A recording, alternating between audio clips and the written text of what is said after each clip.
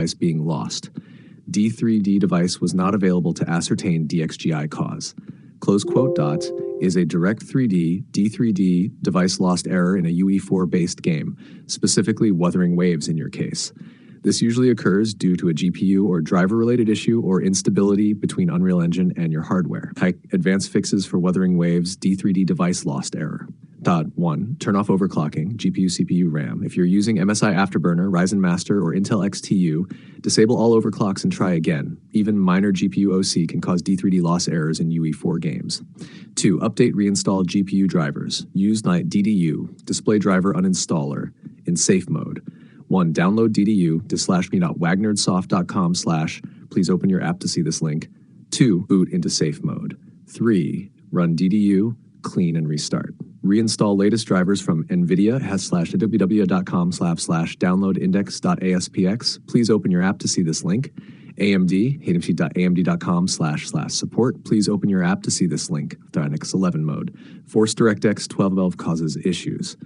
1x, open the game shortcut or launcher. To add this launch option, you can see the code in our conversation history. 3, or edit game user settings.ini in. You can see the code in our conversation history. Cached 4, disable full screen optimizations and high DPI scaling. 1, navigate to the game.exe file. 2, right-click Properties, Compatibility tab. 3, check disable full screen optimizations, override high DPI scaling behavior. 5, adjust TDR delay, prevents timeout detection. 1, press Windows R, type regedit, enter. 2, navigate to, you can see the code in our conversation history. 3, right-click, new, 32-bit, name TDR delay, value 60, decimal. 4, restart your PC. 6, lower in-game graphics settings, set everything to low medium. Cap FPS to 60. Disable VSync and motion blur. 7, power settings and GPU preference. Go to Control Panel, Power Options, select High Performance.